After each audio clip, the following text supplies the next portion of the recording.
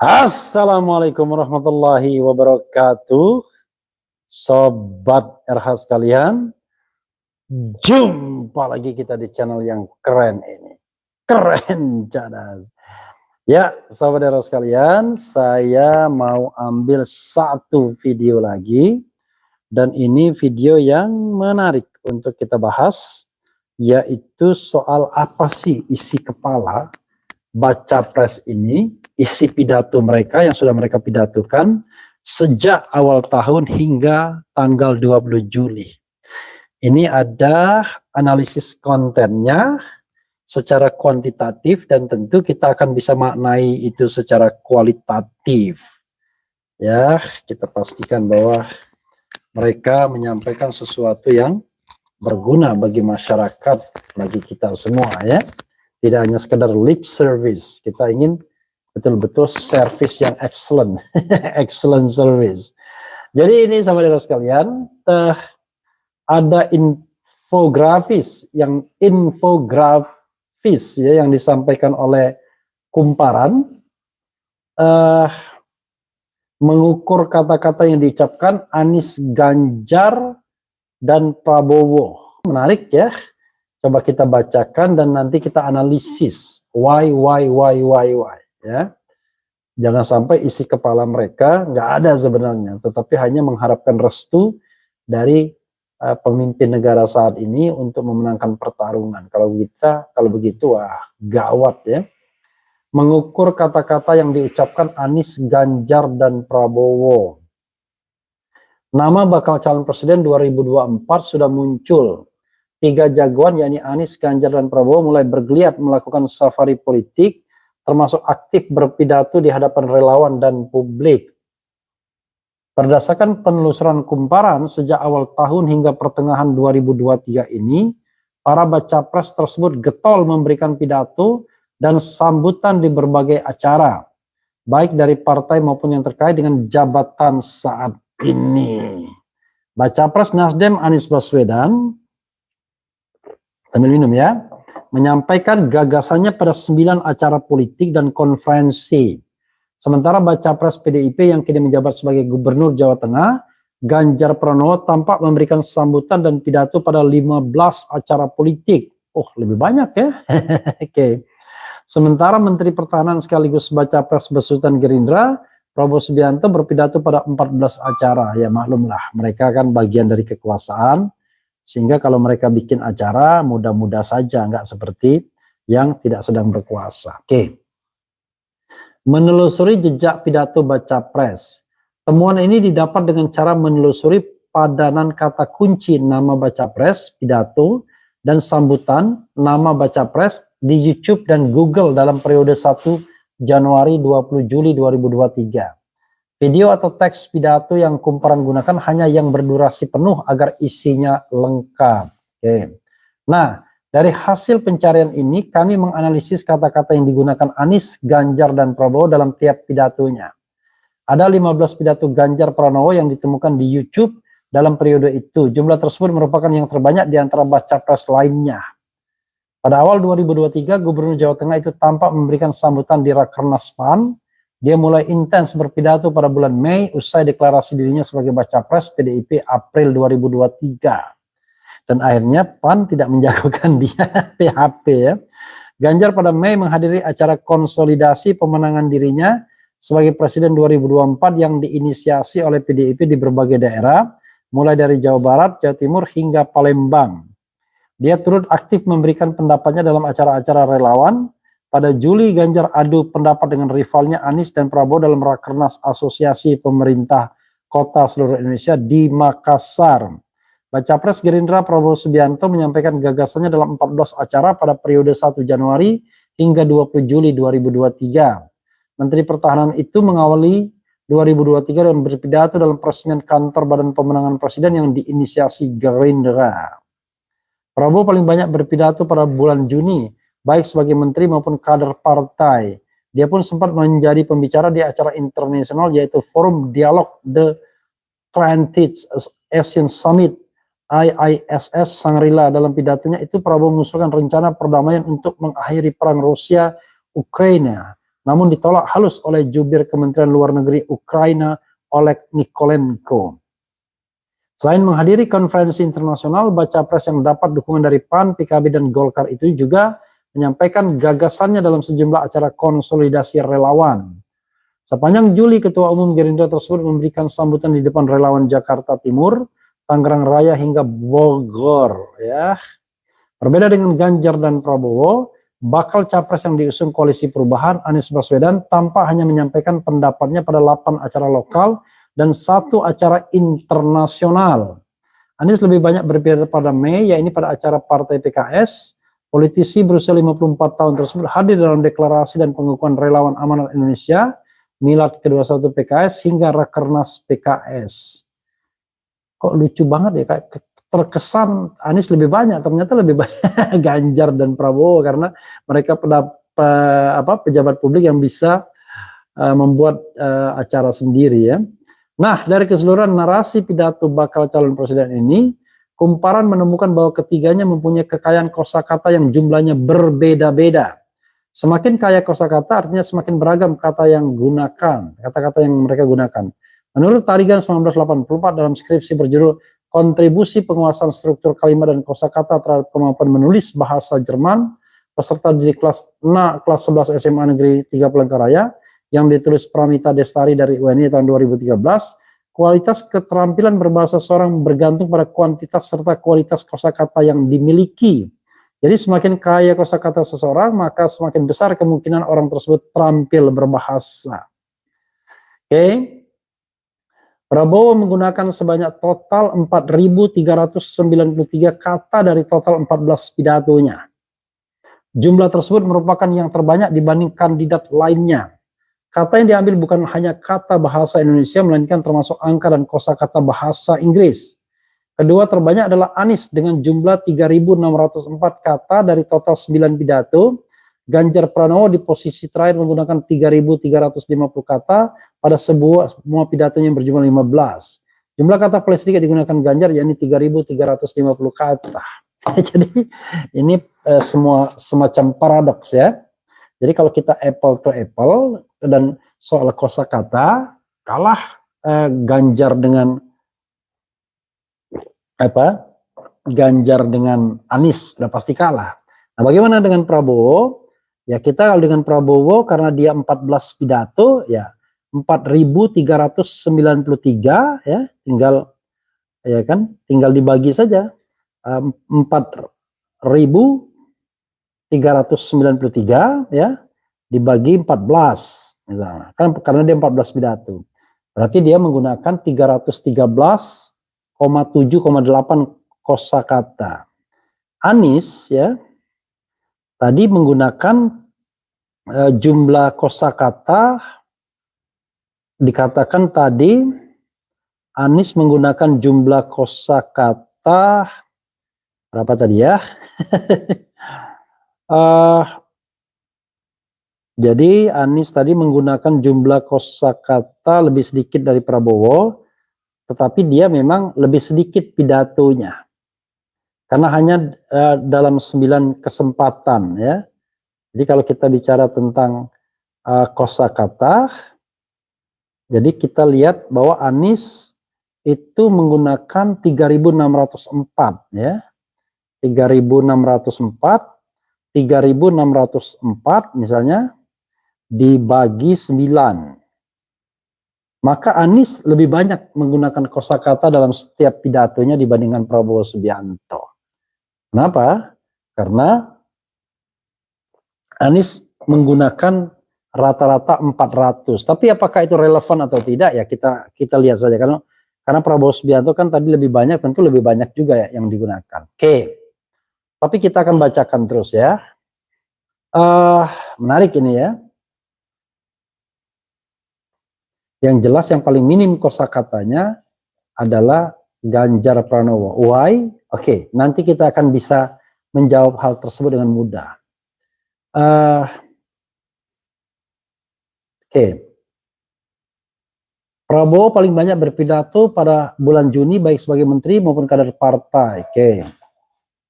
Karena dia menghadiri konferensi internasional, Karena itu ya wajar saja ya. Kalau seandainya kita bicara lebih, nah dari keseluruhan narasi pidato bakal calon presiden ini, Kumparan menunjukkan bahwa ketiganya mempunyai kekayaan kosakata. Oke, udah tadi ya. Kemudian kami juga mencari rata-rata jumlah kata yang diucapkannya para bakal calon presiden untuk satu pidato. Anies rata-rata mengucapkan 2.284 kata per pidato. Paling banyak adalah Prabowo dengan rata-rata 2.558 jumlah kata tiap pidato. Sementara Ganjar rata-rata hanya mengucapkan 1.245 kata per pidato. Meski Anies hanya menghadiri 9 pidato, namun kosakatanya lebih kaya dibandingkan Ganjar yang punya 15 pidato. Ex-gubernur DKI itu pernah mendapat julukan bukan ahli tata kota tapi ahli tata kata. Namun dia beranggapan sudah banyak perubahan yang dia lakukan selama menjabat. Salah satunya adalah perubahan tata kota yang dampaknya mungkin baru akan terasa 5-10 tahun ke depan. Ya sebetulnya biar mereka yang menjelaskan apa iya, karena yang namanya tuduhan framing gak akan pernah berhenti, jawab Anies dalam talkshow Kumparan ya. Rata-rata kecepatan baca, Anies Baswedan berpidato dengan kecepatan rata-rata 86,93 kata per menit, tertinggi jika dibandingkan pesaingnya. Sementara Ganjar di posisi kedua yaitu 84,74 kata per menit dan Prabowo 61,28 kata per menit. Nah, dikutip dari situs Write Out Loud, kecepatan berpidato seorang sangat berbeda-beda dan fleksibel. Kecepatan rata-rata pidato dengan percakapan conversational speech adalah 120 kata per menit dengan akhiran melambat. Sementara pidato cepat adalah 160-200 kata per menit. Situs tersebut menyebut seorang pembaca pidato dianggap lambat apabila punya rata-rata kecepatan baca di bawah 110 kata per menit. Ini yang nampak pada Anies, Ganjar, dan Prabowo. Dalam satu pidato Anies, misalnya dalam pidatonya di acara Rakernas Apeksi pada Kamis, Anies mengucapkan 81 kata dalam semenit. Namun sejumlah video lainnya menunjukkan Anies berpidato dengan kecepatan 100 kata per menit atau kurang dari itu. Kecepatan rata-rata pidato Ganjar tak jauh berbeda dengan Anies. Pada salah satu videonya, pidatonya dalam acara Rakernas PAN, Ganjar berpidato sekitar 100 kata dalam semenit. Kemudian sementara pada acara lainnya, yaitu konsolidasi pemenangan Ganjar di Jabar, Gubernur Jateng itu berpidato lebih lambat, yakni 90 kata untuk 1 menit. Penting ini ya, kata ini ya. Kata terbanyak ya. Pada seluruh pidatonya Prabowo banyak menyebutkan Indonesia, yaitu sejumlah 345 kali. Sementara kata lain yang paling banyak digunakan adalah negara dan bangsa. Oke ya. Saya kira yang menarik adalah tadi yang di grafis yang disebutkan itu. Misalnya sobat era sekalian, soal ini nih ya. Soal yang terkait dengan bagaimana secara grafis kita lihat nih ya. Nih. Ini ada infografisnya. Anies 9 pidato tidak pernah menyebut baca pres lain. Paling cepat membaca pidato 86,93 kata per menit. Sebut nama Jokowi cuma sekali. Ganjar 15 pidato, perbandingan kosakata paling sedikit. Jawa dan Indonesia disebut sama banyak. Sebut nama Anies sekali dan Prabowo 16 kali. Luar biasa ya. Paling sering menyebut nama Jokowi 46 kali. Paling lambat membaca pidato sebut nama Ganjar dan Anies sekali.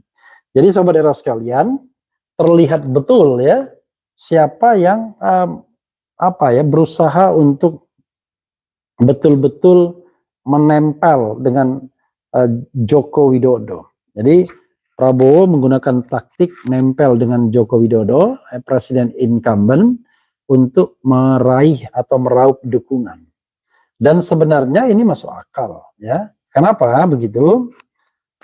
Sebenarnya sobat era sekalian, orang kan mengatakan bahwa pendukung Prabowo sama Anies itu berimpit.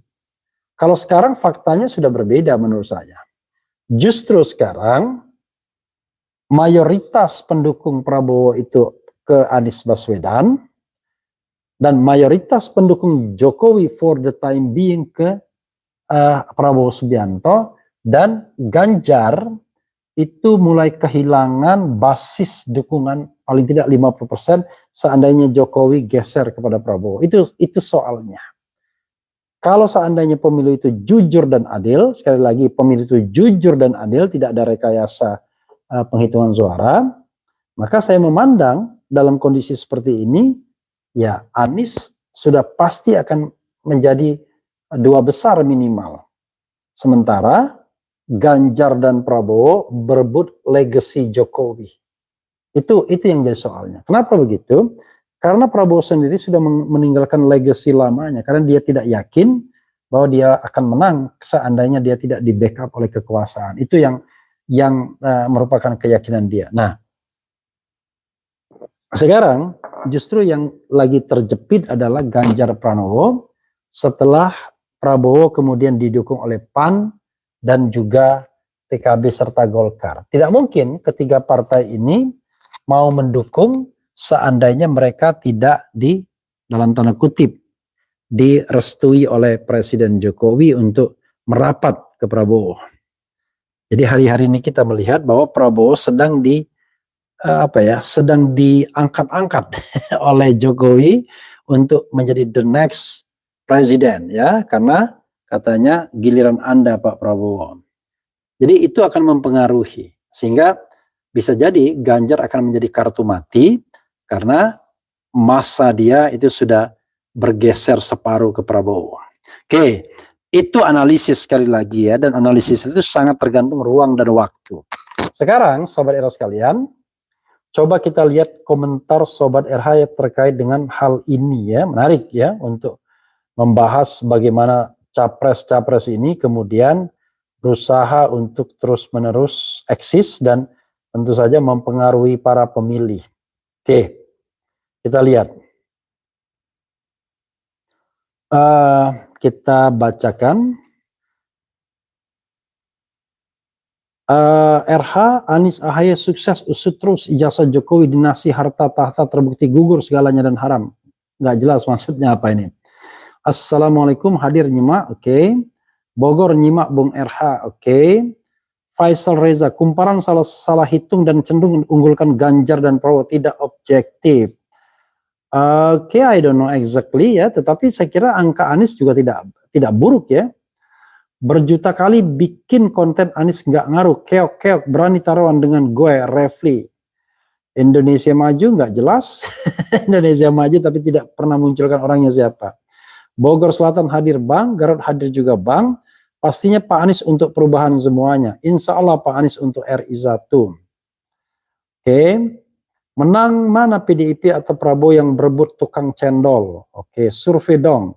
Bogor hadir, insya Allah Anies Baswedan Presiden. Indonesia Maju jagoannya pasti demam panggung. Apa maksudnya ini?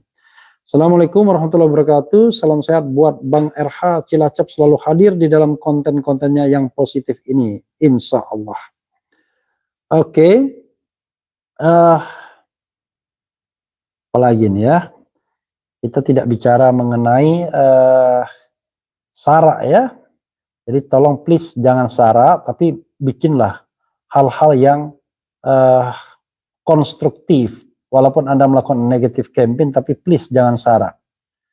Bang RH sehat selalu ya, makasih. Kemudian apalagi nih? Ayo berjuang bersama untuk perubahan. Kenapa RH kok tidak punya keinginan untuk menumbangkan rezim Jokowi segera? RH tidak ikut perjuangan Rizal Ramli dan Amin Rais, padahal rezim ini sudah jahat sekali. KM 50 jangan lupa. The answer is, siapalah saya ini ya, dibandingkan Rizal Ramli dan Amin Rais ya. Rizal Ramli dan Amin Rais itu adalah tokoh ya. Kalau Refli Harun hanyalah seorang konten kreator ya, dan kebetulan memang saya ahli hukum tata negara, tapi tugas saya adalah menjadi orang yang memberikan penjelasan-penjelasan kenapa ini, kenapa itu, dan lain sebagainya. Tentu saya berharap negara ini jauh lebih baik ya, karena saya tidak melihat siapa yang memimpin, tapi kira-kira apa yang dihasilkannya. Kalau yang dihasilkannya baik ya tentu kita dukung, tapi kalau tidak baik ya tentu kita kritik ya. Akhirnya pada tahun 2025 nanti kasus ijazah aspal terungkap dan Si cawe-cawe pun malu setengah hati hingga statusnya sebagai mantan penguasa dicabut dan semua fasilitasnya ditarik kembali. I don't know exactly ya. Kemudian Assalamualaikum Bapak Refli, bila lagi Bapak Refli datang ke Minang, Kabau, Sumatera Barat, semoga channel Bapak jadi pencerah untuk kita semua, insya Allah. Semoga presiden yang akan datang lebih bijak, lebih baik, lebih adil, terutama dalam kesejahteraan guru, honor, insya Allah. Live Metro TV Capres masuk universitas, oke. Tenang, Anies unggul semua di platform medsos, oke. Apalagi ya, coba kita lihat terakhirnya.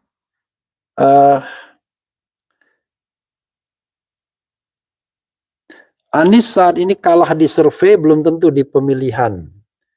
Ya, saudara sekalian, ya, Anda mau percaya atau tidak survei itu, dua hal yang harus kita pahami. Ya, saya baru percaya survei kalau seandainya dia mengungkapkan sumber dananya. Satu. Jadi kalau dia nggak mengungkapkan sumber dananya, ya nggak usah lah kita percaya. Yang kedua, pemilu itu harus jujur dan adil. Kalau pemilu tidak jujur dan adil, ya nggak ada gunanya. Maka survei atau nanti quick count hanya sekedar melegitimasi apa yang sudah disiapkan. Kita tidak berharap ada kekuatan yang menyiapkan hasil pemilu dan mengumumkannya tanpa menunggu proses penghitungan yang berjenjang dari TPS hingga KPU nasional. Kita berharap pemilu ini adalah pemilu yang jujur dan adil, pemilu yang benar-benar mewakili aspirasi masyarakat. Itu saja sobat daerah sekalian. Wassalamualaikum warahmatullahi wabarakatuh. Keren cadas.